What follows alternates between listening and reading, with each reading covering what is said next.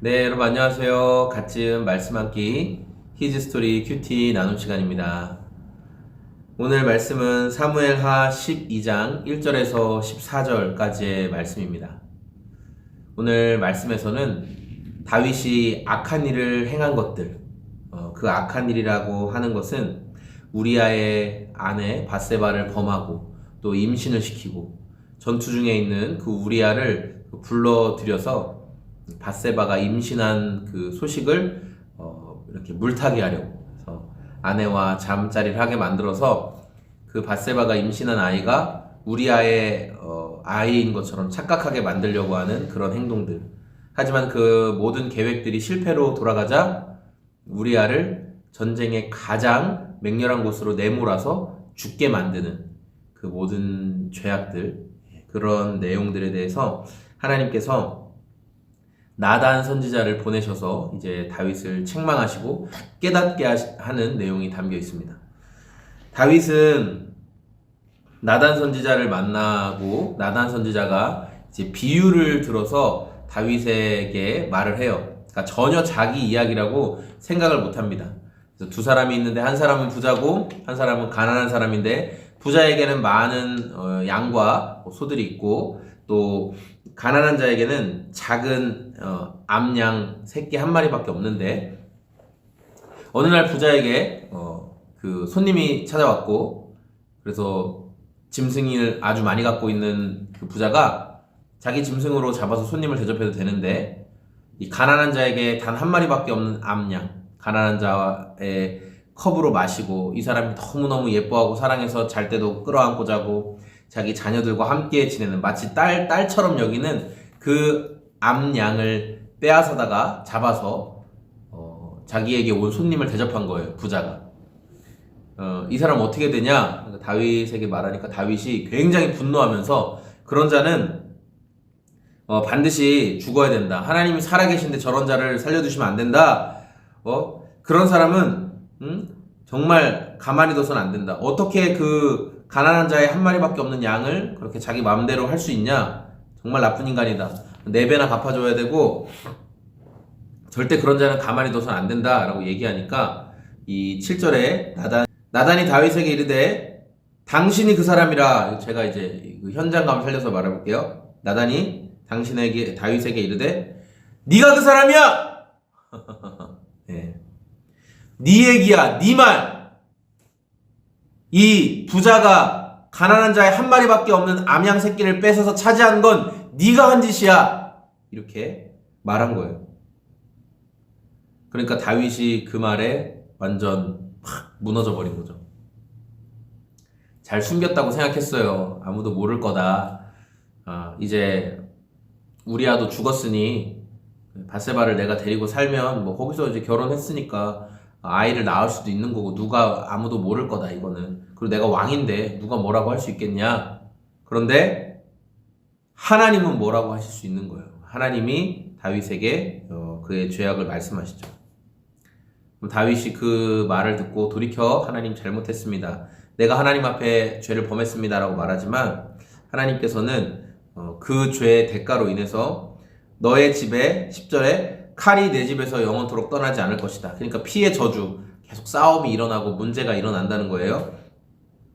그리고 네가 은밀하게 남의 여자를 취해서 행했던 그 모습이 나는 너의 아내를 백주대낮에 많은 사람들이 보는 앞에서 그런 똑같은 일이 벌어지게 할 것이다 라고 말씀하세요. 예. 그리고 가장 무서운 대가로는 지금 가늠한 사이에서 임신하게 된 그 아들이 태어나면 하나님께서 그 아들을 데려가실 거다. 그 아들은 죽게 될 거다. 왜냐하면 원수들의 비방거리를 없애기 위해서. 원수들이 저 간음에서 낳은 아들이야. 저 간통에서 낳은 아들이야. 저거 외도에서 낳은 아들이야. 다윗이 자기 장군의 아내를 취하고 장군은 아주 극심한 곳에 내몰아서 죽여버렸대. 그렇게 비방거리를 만들지 않기 위해서 그 아이를 데려가시겠다. 하나님 말씀하셨어요. 저는 오늘 말씀을 보면서 굉장히 무서운 말씀이죠. 사실은 우리가 예수님을 믿고 우리의 모든 죄가 용서받았다. 그러니까 우리는 이 사실을 믿죠. 예수님을 믿고 우리의 모든 죄가 용서받았어요. 그러니까 우리가 사하심을 받았는데 우리가 이 사하심을 받았다는 사죄의 교리를 생각할 때 그냥 우리의 모든 죄가 용서받았어. 우리가 하나님 앞에 심판대 앞에 우리는 서지도 않을 거야. 우리 아무 문제가 없어. 우리는 천국까지 가는데 프리패스야. 우리가 이렇게 생각하면 굉장히 착각이라는 것을 저는 말하고 싶어요. 오히려 우리의 죄가 사함 받았다는 것은 우리가 심판의 때 우리에게 그 주어진 그 죽음이라는 죄의 책임을 받지 않게 된다는 거죠. 왜? 예수님을 통해서 그 죄의 책임을 우리가 예수님을 믿을 때 예수님이 죄의 책임에 대한 대가, 죽음이라는 대가를 다 치르셨으니까 우리가 그 은혜를 혜택을 힘입어서 우리가 그 죄의 책임인 죽음을 당하지 않을 뿐이지 우리 또한 죄가 있는 것에 대해서는 우리가 회개하지 않고 우리가 끊임없이 짓고 있는 죄에 대해서는 우리가 이 땅을 살아가는 동안 그 죄에 대한 문제들이 발생한다는 거예요. 내가 죄를 계속 짓고 있으면서 난 예수 믿으니까 아무 문제가 없을 거야. 아니요, 아무 문제가 없지 않아요.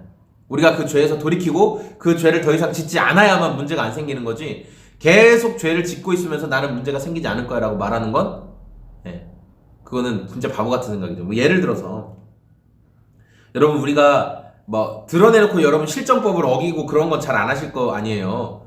근데 여러분이 그냥 예를 들어 계속 매일매일 조금씩 횡령을 하고 있다고 생각해 보세요. 뭐 10,000원이든 20,000원이든 하여튼 뭐 몇천 원이라도 계속 횡령을 하고 있어요. 그러면서 이거는 얼마 안 되니까 나는 문제가 안 생길 거야.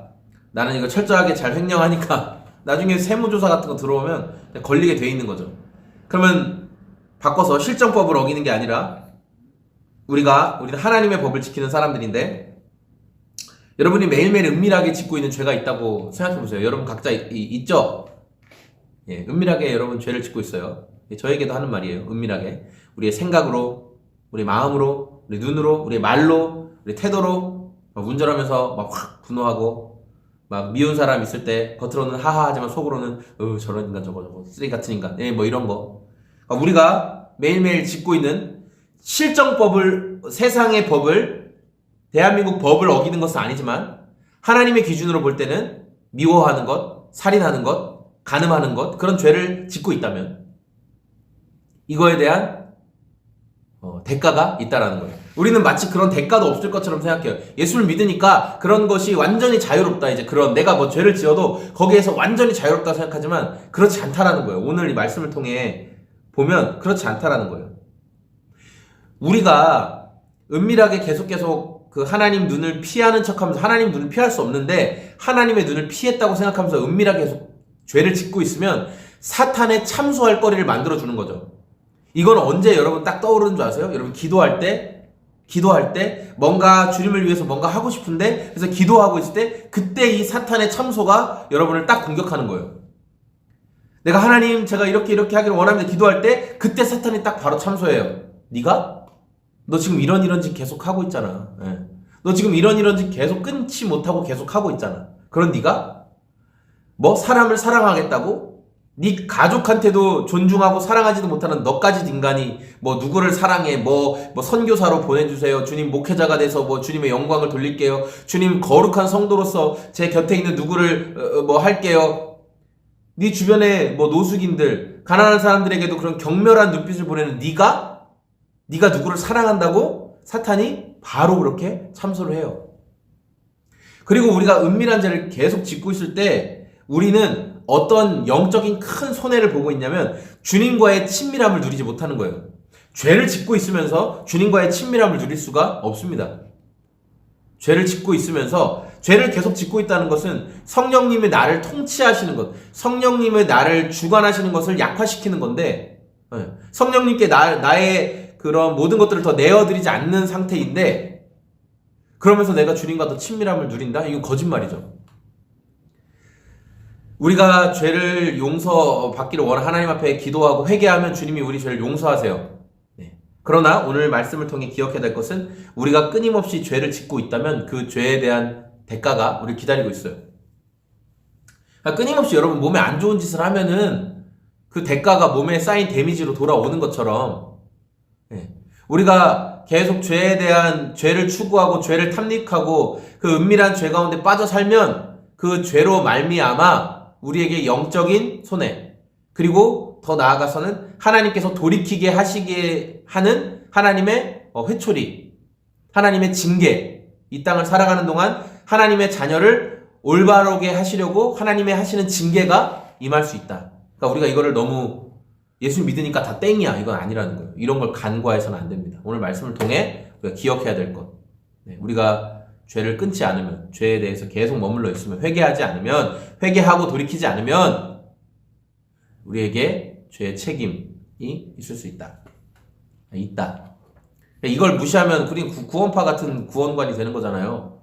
구원에 이르는 지식이 얻었는데 내가 이 몸으로, 어차피 죽으면 썩어질 이 몸으로 짓는 죄가 내가 구원을 얻는 그 영적인 지식과 무슨 관계가 있냐. 내가 이 땅에 사는 동안 죄를 지을 수도 있고 나쁜 짓을 할 수도 있지만 어차피 구원받는 것에는 문제가 없기 때문에, 구원받는 완전한 티켓을 얻었기 때문에 이 땅에서 죄를 짓고 하는 것은 내 구원과는 아무 상관이 없다. 거룩해지는 것과는 아무 상관이 없다. 구원파적인 관점이랑 뭐가 달라요? 그래서 오늘 우리는 말씀을 통해서 이 죄에 대한 책임이 우리에게 그 대가가, 죄에 대한 책임, 그러니까 죽음이라는 책임은 예수님을 통해서 벗겨주셨지만 우리가 끊임없이 계속 죄 안에 머물러 있으면 우리 삶에 이 데미지가 있다라는 것을 여러분 기억했으면 좋겠습니다. 네, 여러분 감사합니다. 저는 소금제작소 공장장이었고요. 오늘도 우리의 삶을 돌이키고 또 돌이켜야 할 영역들 앞에 과감하게 용기를 낼 수 있는 저와 여러분이 다 되었으면 좋겠습니다. 감사합니다. 안녕히 계세요.